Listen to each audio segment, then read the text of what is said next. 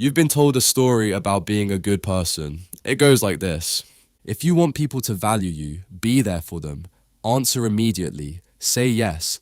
Make yourself as available as humanly possible, and people will appreciate it more, the more of yourself you offer.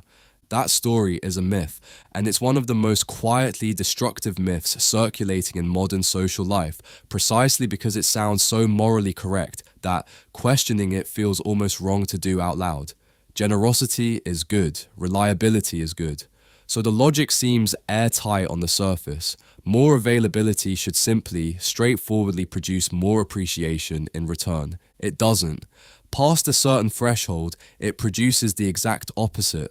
And the mechanism behind why is one of the oldest, most consistent patterns in human psychology, older than any modern relationship advice, older than dating apps, older than the very concept of boundaries as a buzzword people throw around today. It runs on a single, uncomfortable economic principle that quietly governs almost everything humans assign worth to, whether they realize it or not. This is how availability quietly destroys the exact thing it was trying to build in the first place. The principle underneath everything in this video: humans do not value things based on how objectively good those things are. They value things based on scarcity, measured relative to demand. This sounds cold, almost insulting, applied directly to relationships between people who care about each other. It's also simply, mechanically, how the evaluating part of the human brain has always worked, across every domain it touches, whether anyone finds that comfortable or not. Water is essential to survival itself and costs almost nothing because it's everywhere, all the time. A rare gemstone serves no survival function whatsoever and costs a fortune because it's scarce. The brain doesn't price things according to usefulness. It prices them according to availability relative to want. This pricing mechanism doesn't switch off the moment the subject shifts from objects to people. It runs identically underneath friendships, romantic interest, professional respect, even family relationships that have existed for decades. And it explains, more precisely than almost any other single concept, why constant, unconditional availability quietly erodes value instead of building it, no matter how good the intentions behind it are. Mechanism 1. Effort is the brain's only honest signal. Here's the uncomfortable part to sit with. Words are cheap to produce. Promises are cheap to make. The brain, evolved across millennia in an environment full of unreliable signals from other people, learned a long time ago to distrust cheap signals and trust expensive ones instead, almost as a survival reflex. Effort is expensive. Time is expensive. Availability that costs the other person something real to obtain reads, to the evaluating brain, as a costly and therefore trustworthy signal of genuine value. Availability that costs nothing at all, that arrives instantly, unconditionally, every single time, with zero friction whatsoever attached to it, reads as cheap by comparison. Not because the person offering it is actually worth less as a human being, because the signal itself has quietly stopped costing anything to send, and the brain prices signals, not people, directly. This is why a reply that comes back in 3 seconds every single time, without a single exception, starts to register differently than a reply that takes a few thoughtful hours to arrive. Not because slower is inherently, morally better as a practice, because the brain reads instant or unconditional access as evidence that nothing else is currently competing for that person's time and attention, and something with no competing demand for it gets quietly recoded beneath conscious awareness as lower value almost automatically, without anyone deciding to do that recoding on purpose. Mechanism 2. Scarcity forces the brain to actively evaluate. There's a second mechanism running alongside the first one, and it's even more counterintuitive once you actually sit with it. When something is unconditionally available at all times, the brain doesn't need to evaluate it carefully or repeatedly. It's already there, already secured, already fully accounted for in the mental ledger. Evaluation itself is expensive, metabolically, cognitively, in terms of attention. So the brain conserves that energy specifically for things that actually require active, ongoing assessment. specifically for things whose availability remains genuinely uncertain. This means constant, unconditional availability doesn't just signal lower value on its own. It actively removes the person entirely from the part of the brain that performs ongoing valuation in the first place. They become background, furniture in the room, a known constant, filed away early and rarely revisited, rather than a variable still being actively, continuously weighed against other variables. Scarcity, even quite mild scarcity, forces re-evaluation every single time it appears.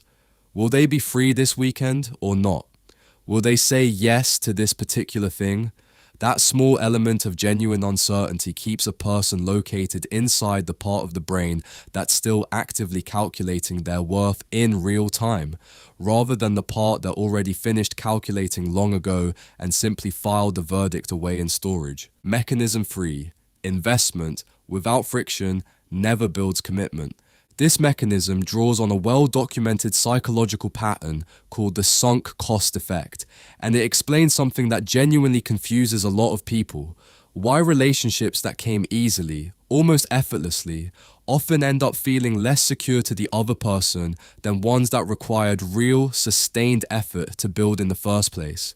Humans value things, in large measurable part, according to how much they've personally invested to obtain them. Time spent, effort exerted, occasional discomfort tolerated along the way.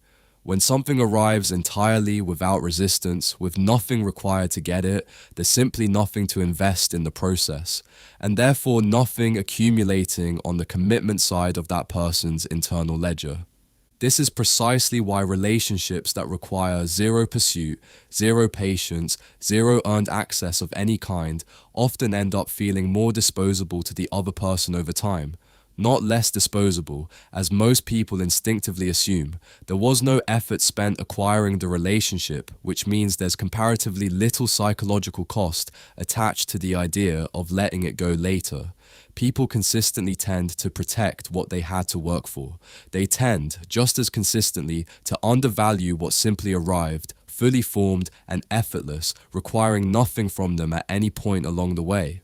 Mechanism 4. Constant availability quietly signals low options. This is the mechanism people find hardest to hear out loud because it sounds genuinely harsh stated plainly, but it runs underneath human mating and social psychology with remarkable, well-documented consistency across cultures, eras, and contexts. Total, unconditional availability, being free literally whenever someone wants you to be, dropping other plans on request without hesitation, never appearing to have a full or interesting life independent of the other person, unconsciously signals something the brain interprets, fairly or not, as scarcity of options elsewhere. The underlying reasoning runs roughly like this, mostly below conscious awareness.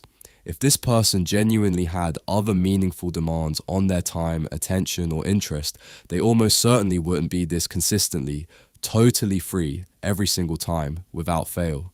This isn't a statement about anyone's actual worth as a human being, and it's worth being explicit about that distinction. It's a statement about how the inferring brain reads behavioral data, often somewhat unfairly, but with remarkable consistency, regardless of whether the inference happens to be fair in any given case. A full textured life with its own independent momentum, interests, other relationships, things genuinely happening that don't revolve around any one person, produces the exact opposite signal entirely, even when the person's underlying character, warmth, and devotion haven't changed in any meaningful way at all. Where this goes wrong if taken too far, it's worth being genuinely precise here, because this entire principle gets badly misapplied constantly, almost always by people who absorb half of it and then weaponize the other half for the wrong reasons. This is not a justification for manufactured coldness, deliberate manipulation, or playing calculated games specifically designed to trigger scarcity psychology in someone else for leverage. Engineered unavailability, performed specifically to manipulate someone's perception of your value, tends to get sensed eventually by the other person, and it reads as exactly what it actually is the moment it's noticed, strategic rather than authentic, And people generally, predictably devalue strategy the instant they detect it operating on them, often more sharply than they would have devalued simple honesty. The actual principle was never about manufacturing artificial scarcity out of nothing. It's about not eliminating natural scarcity entirely through constant, unconditional, friction-free availability that exists purely to please. There's a meaningful, important difference between a person who genuinely has a full life and therefore isn't always free, and a person who merely performs having a full life specifically in order to seem more desirable to someone else. The first is simply true and reads as true over time. The second is a performance, and performances given enough time and proximity eventually get detected for exactly what they are. Here's the architecture sitting underneath everything in this video. Value was never primarily about how much someone gives in raw quantity. It's about the relationship between what's given and what remains genuinely scarce.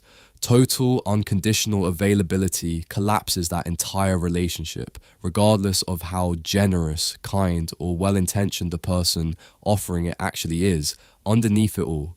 This isn't an argument for becoming colder, more distant, or less generous as a person, and it shouldn't be mistaken for one. It's an argument for maintaining a real, lived life with its own genuine, independent momentum, interests, boundaries, other relationships, things that exist whether or not any one specific person ever asks for them. So that availability, when it's actually deliberately offered to someone, still costs something real to give, and therefore still signals something genuine in return. So here's the question worth sitting with. After everything laid out above, if you've ever felt your effort going consistently unappreciated, despite genuinely, repeatedly showing up for someone, again and again, without fail, the question worth actually asking yourself honestly isn't whether you gave enough of yourself. It's whether you ever gave them a single reason to wonder if you might not.